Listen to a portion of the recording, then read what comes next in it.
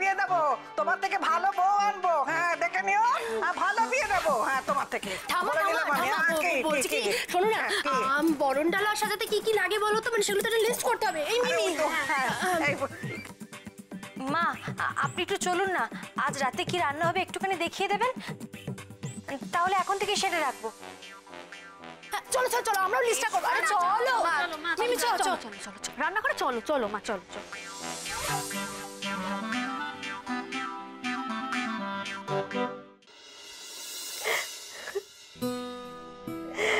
মা প্লিজ খেতো না। কাঁদছে কি এমনি এমনি? সত্যি কি উনি কিছু করতে পারবেন বলে মনে হবে? দেখলি না সবকিছু শুনে উনি কিরকম চুপ করে গেলেন। উনি তো সব শুনলেন মন দিয়ে। দেখবে একটু সময় দাও, দেখবে পরমান্টি ঠিক বের করে দেবে কে বাবাকে এইভাবে মেরে ফেলেছে। তুমি দেখো মা, ঠিক শাস্তি হবে তার। আমি তো কারো শাস্তি চাই না, কি আমি কারো শাস্তি চাই না, বিশ্বাস কর। যে মানুষটাকে আমি হারিয়ে ফেললাম চিরদিনের জন্য, তাকে তো আর কোনোদিনই ফিরে পাবো না। কিন্তু তুই তুই আমাকে ফিরে কোনোদিন কোথাও যাবে না। কি তুই শুধু আমার কাছে না, তুই তুই আমাকে কথা দে, তুই এই বাড়িটা বিক্রি না হওয়া অব্দি আমাকে না বলে এই বাড়ির বাইরে কোথাও যাবি না। আমাকে কথা দে, তুই কোথাও যাবি না।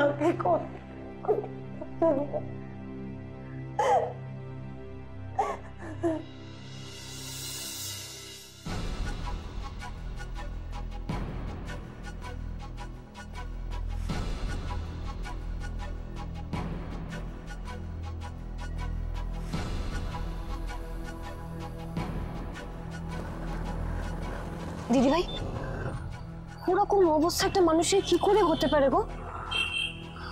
জানি না নন্দা, আমি কিচ্ছু জানি না। আমার এখন কি মনে হচ্ছে বলতো, আমি এতক্ষণ যা কিছু ভাবছিলাম সব মিথ্যে। একটা মানুষের শরীর ওইভাবে বেঁকে চুড়ে, বাপরে কি ভয়ঙ্কর। আর দিদি ভাই দেখে মনে হচ্ছিল না শরীর থেকে কেউ যেন একটা ঠেলে বেরিয়ে আসতে চাইছে।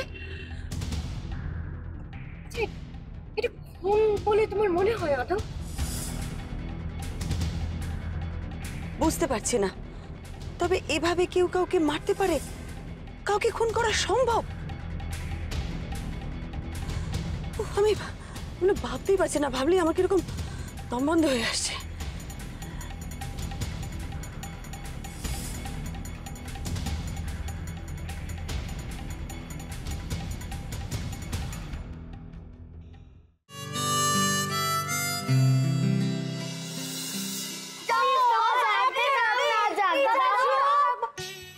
তোমাদের ঠাকুর আনতে নিয়ে যাওয়া হয়েছিল তো নাকি? আর একটা বায়না করবে না, ব্যাস। আমি তো তোমার কাছে কোনো বায়নাই করিনি, বোমা পারমিশন দেবে। কি হয়েছে? এ কি, তোমরা এখনো জামা কাপড় পাল্টাওনি? ও বাম্মা দেখো না, আমরা রাত জাগবো। নানাই তো বলেছে যে ঠাকুর আসার পর প্রতি রাতে কাউকে না কাউকে জাগতে হয়। রাত জাগবে? হ্যাঁ। আরে বাবা, সেসব বারোয়ারি পুজোতে, পাড়াতে যেগুলো হয় তাতে, বাড়ির পুজোতে অত রাত জাগতে হয় না। অন্যান্য সময় যখন স্কুল থাকে, পড়া থাকে, তখন তো 7টা থেকে ঘুম পাচ্ছে বলে ঢুলতে থাকো। আর এখন খুব রাত জাগার স্বাদ হয়েছে না? ডিউটি জোর করে জেগে থাকবো। ঠাকুর কি একা একা থাকবে নাকি? ঠাকুরে ভয় করবে না? ঠাকুর একা একা থাকবে বলে তুমি ঠাকুরকে পাহারা দেবে? হ্যাঁ, অন্যদিন তো নিজে একা একা বাথরুমে যেতে গেলে ভয় পাও। শোন, যা স্ট্রেট গিয়ে ঘুমিয়ে পড়, নইলে কাল পড়ে পড়ে বেলা অবধি ঘুমোবি, আর এই যে সমস্ত আনন্দ আমরা করে নেবো। আচ্ছা শোনো বোতাম বাবু, কাকাই তো ঠিকই বলেছে। আজ তোমরা তাড়াতাড়ি শুয়ে পড়ো, কাল ভোর ভোর উঠে অনেক কাজ আছে, করতে হবে তো। হ্যাঁ, ঠাকুরের কত কাজ করবে না? শুনলে তো মাম্মা কি বলেছে? Good girl, good boy. যাও তুমি ভাই বোনদের নিয়ে যাও, যাও চেঞ্জ করে শুয়ে পড়ো। Good night. আরে বৌদি, তুই তো তারপর আর কিছু বললি না।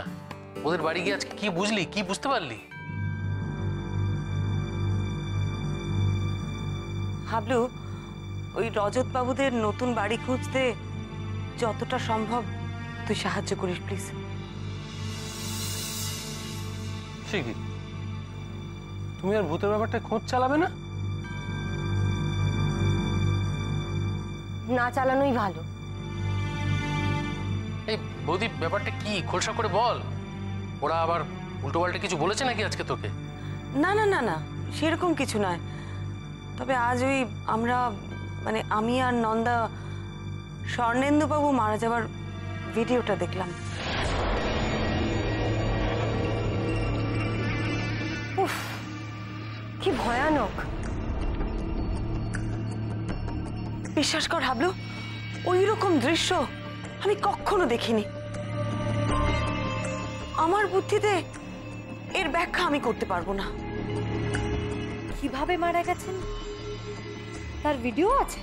ভিডিও মানে স্বর্ণেন্দুবাবুর খুড়তো বোন মোহর জন্মদিনের দিন মোবাইলে একটু ভিডিও করেছিল।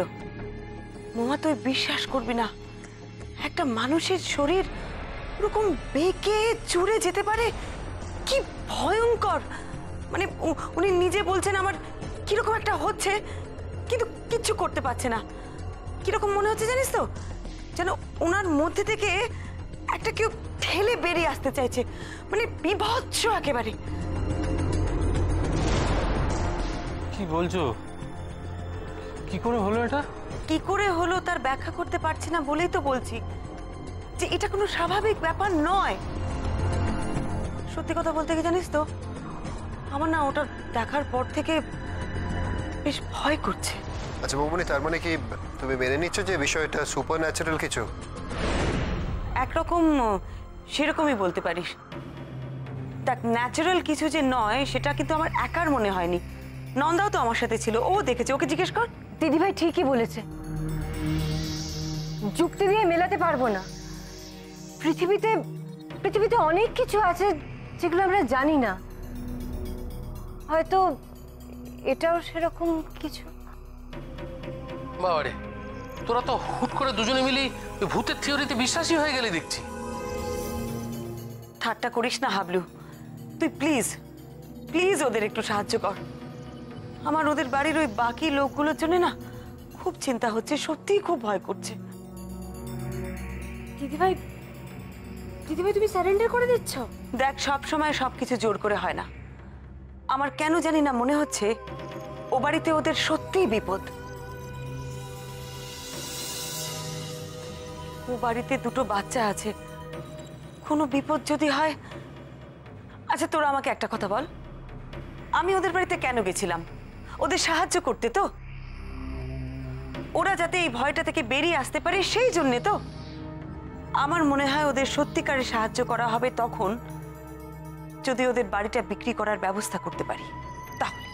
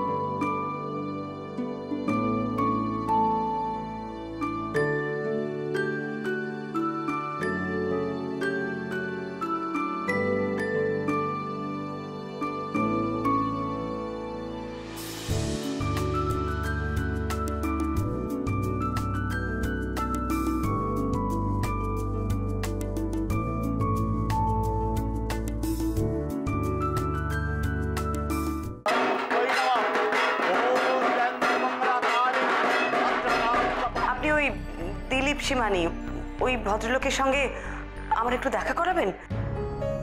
আমি ওনাকে একবার বুঝিয়ে দেখতে চাই একটু। কিন্তু আমার মনে হয় না সেরকম কিছু লাভ একটা হবে। একবার চেষ্টা করতে অসুবিধে কোথায়? একবার আমি ওনার সাথে কথা বলে দেখি একটু।